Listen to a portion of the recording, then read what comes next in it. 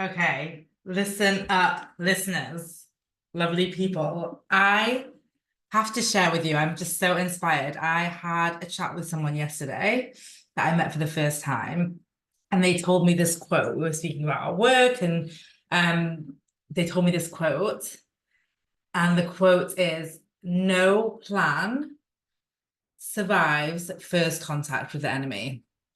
So they came from an army background, an army family background, and they told me this quote, and I thought it was so genius and brilliant. And it is literally created from a military strategist, a German military strategist that was quoted in like the 1800s, mid 1800s, saying this.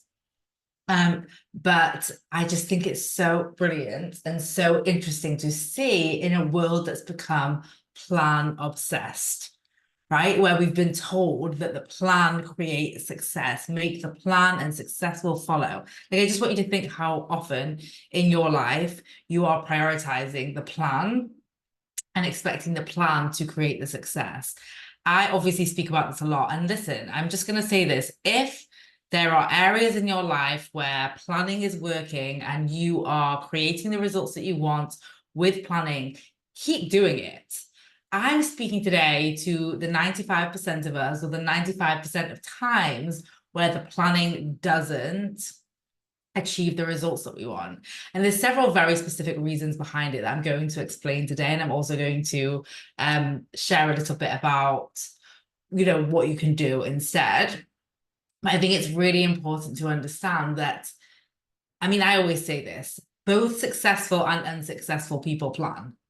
There is no 100% guarantee or clear difference that the people that plan succeed and the people that fail to plan fail.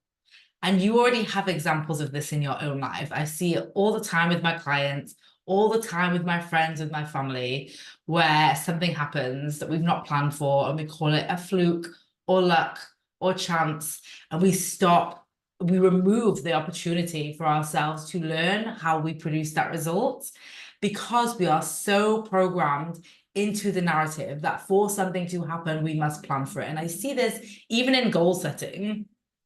So the way I teach goals is that you set a goal not to achieve that goal, right? You set the goal based off of whether you want to stretch or whether you want to have fast wins. The goal is a tool for your future goals, for yourself, for what you want to be creating. And so often we're taught, no, if you want to achieve the thing, you have to set the goal to achieve the thing. So that's just a unique take on goals that I'll definitely come to on another episode, and that I speak about in the Date Your Goal training and masterclass inside Time Hackers. There's a whole training workbook, even with all of my answers to the tools for the first time I used it, that breaks down our unique goal setting and goal getting methodology. But back to planning.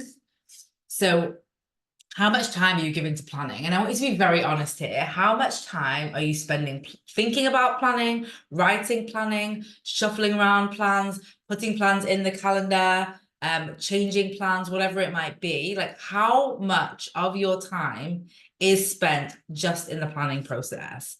And and how many of your plans are followed perfectly? And what I love about this quote, right? No plan survives first contact with the enemy.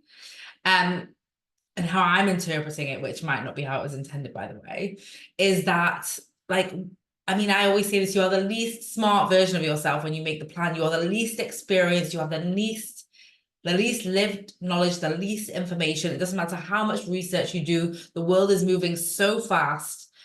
We are moving so fast. Everything is adapting and changing all the time. But you can say this worked 5 years ago. Okay, 5 years ago. That doesn't mean it's going to work today. My background is finance and investing. I think you guys know. And one of the key things that is said in every piece of performance metrics is past results do not predict future results.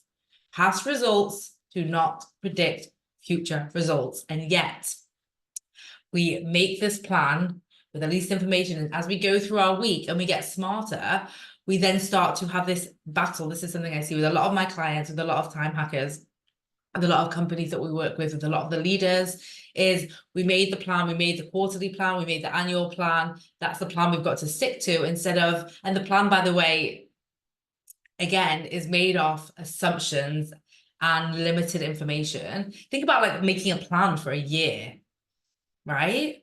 Like making a plan for a year and then going through that year and not allowing any flexibility as you get smarter, as you learn more.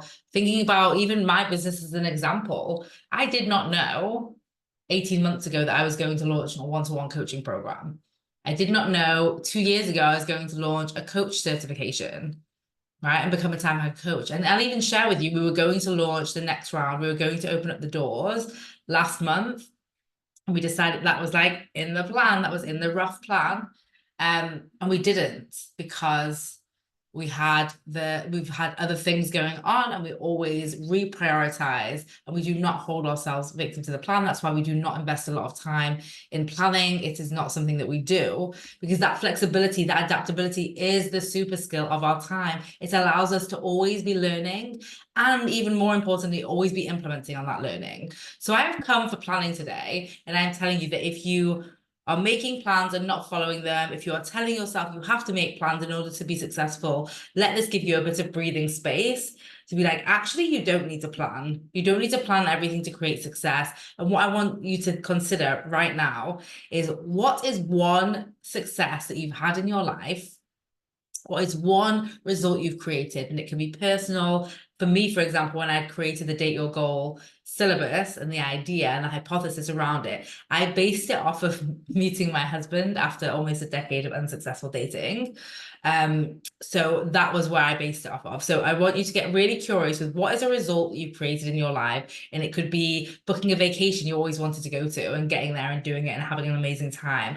It could be buying a home, or relocating to a new place, or having a really amazing friendship that you value, or getting a job that you didn't, that felt impossible at the time, or making a career change, or whatever, like learning to surf. Like, it really gets to be anything.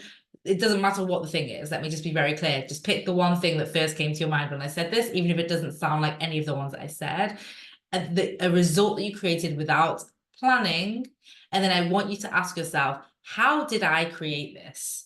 If this wasn't a fluke, which by the way, it wasn't, how did I create this?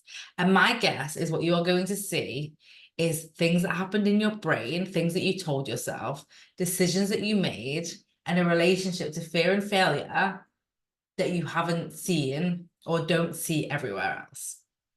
Now, the reason why I suggest that you do it through those 3 filters, and I know that this is going to be the kind of answer that you come up with, is because those are the 3 pillars of time hacking.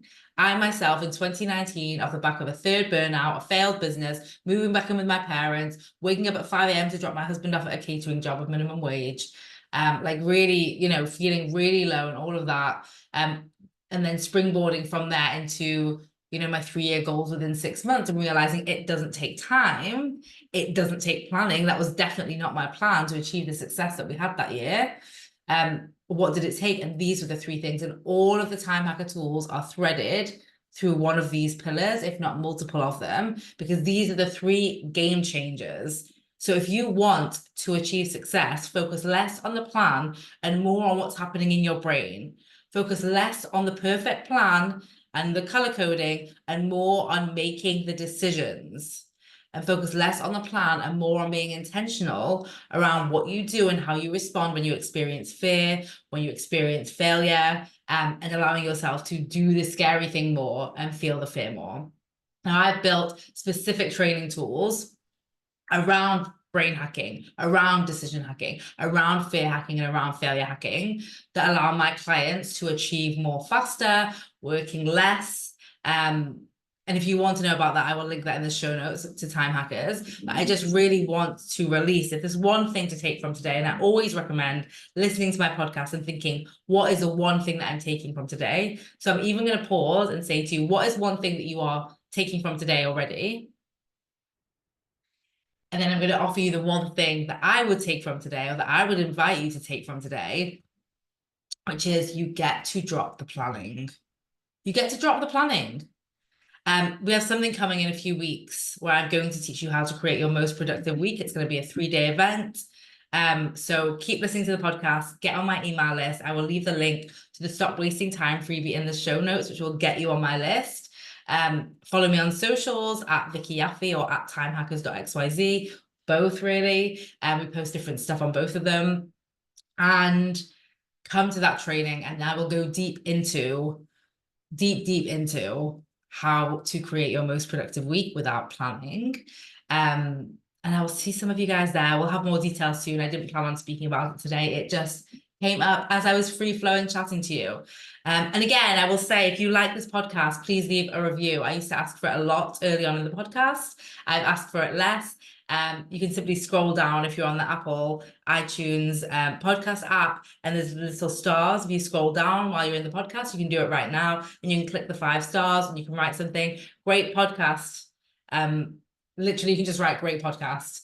It doesn't matter. I just appreciate anything. I love hearing from you guys. I was surprised actually recently. I saw someone had left a review in the US one, so it's different depending on the market you're in, where it shows up. And it was really fun to see. And it got me thinking like, oh yeah, I want to see more of that. So that's it from me. Put down the shame of not being able to make perfect plans or follow perfect plans, and instead do the thing.